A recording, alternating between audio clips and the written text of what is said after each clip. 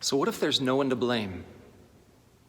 Our seasons have been taken away from us, our senior years, the relationships that we were working on, aspirations that we had, the performances that we were preparing for, the plays, all of that work, and it just feels like it's all gone up in smoke. I've not yet heard anyone say, this virus is unjust. Right? That would be kind of a silly thing to say because we can't hold the virus accountable. And why is that? Well, it goes back to the beginning, because the virus has no free will. A virus may be a living thing, but it doesn't have free will to choose. The only thing that it knows, just like other plants and animals, is survival. It has to reproduce or die. But we can't hold the virus accountable. That's why it's not pleasing to us to blame the virus. And so many of us then would be tempted, as I mentioned yesterday, would be tempted to say, well, what about God?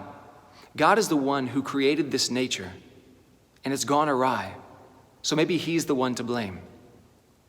In fact, I've heard many people go away from the church, go away from their belief in God, proclaim themselves atheists because they've been scandalized by the evil that they've seen, especially what we call natural evils. These things where we have no one to blame, but things of the earth just happen and create evil in our lives. Earthquakes, tsunamis, tornadoes.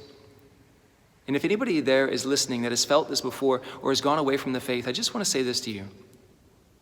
Maybe you still do believe.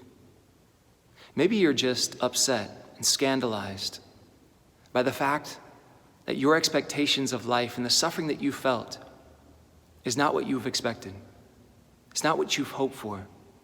Maybe you're just disappointed in God, which actually proves that you do believe in him. Well, don't allow yourself just to be scandalized by that. Listen to this. God created nature, and he created it all good.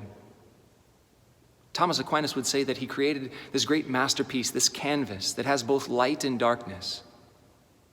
And although he didn't create any evil, he does allow it. And so we have to ask the question, what is evil?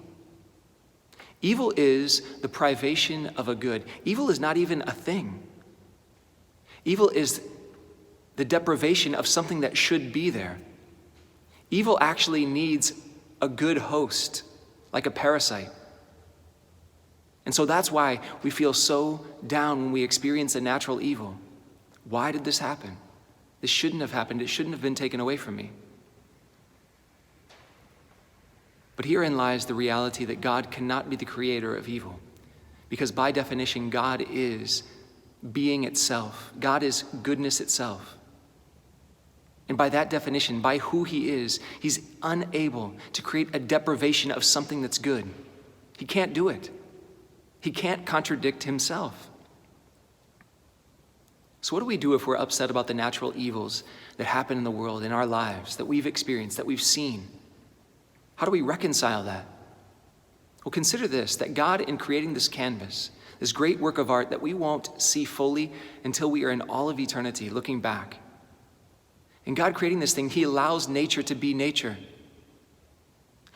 What if it were true that the same weather systems that created tornadoes were the same weather systems that created thunderstorms, that allowed our plants to grow, that allowed humanity to survive because we need that miraculous rain from heaven? What if the plates of the earth that moved and created those earthquakes were the same plates that leveled our surface temperature, that created different types of soils so that we could grow our food, so that humanity could survive?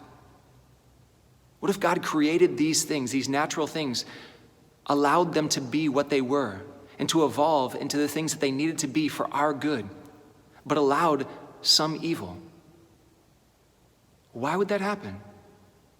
Remember this perspective as well. You and I were made for eternal relationship with God. We were made for eternity, not just this life.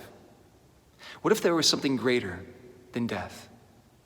What if there was something that was better than living on this earth, and that suffering was just part of that great canvas? What if suffering wasn't so bad after all? Aren't there people in this world that choose suffering for themselves? Have we not done that during the Lenten season? What about the religious that choose poverty? What about those of us who have chosen celibacy? Deprived ourselves of something that is good for something that is even better. What if that same thing happens in nature? What if natural evils, those things that we experience in life, brought us to a greater faith? What if those were God's nudgings? What if those were the ways that God used in order for us to come back to a great faith, not to leave it, but to bring us closer to him? What if this virus that we are experiencing were the very thing that would allow people to ask, why? Why are we here? What about this earth? And isn't there anything more? What if they came to know God through this time of suffering? I can tell you that from my experience just this year, there have been members of our Catholic Illini family who have experienced the natural evil of cancer in their family, and it's shaken their lives. But I can tell you that it's brought them to a greater faith than they've ever known before. I can't wait until I'm with those same people and with all of you in heaven one day. And like Dante says, the great writer, Dante says that God writes this great book with good and evil. Nothing that he's created, but what he foresaw. And we see this great masterpiece, this book, this canvas, but this book, this narrative of life and his will to bring us all to himself. And we look back at our own lives and we realize that it was maybe just a chapter, and maybe less than that. Maybe it was just a page, or less than that. Maybe it was just a paragraph. Maybe our lives, humble as it brings us, maybe it was just a single line in that book. And then we humble ourselves to say, thank you, Lord. Thank you, Lord, for all the things that you used, the moral evils, the natural evils that brought me past death and into your life.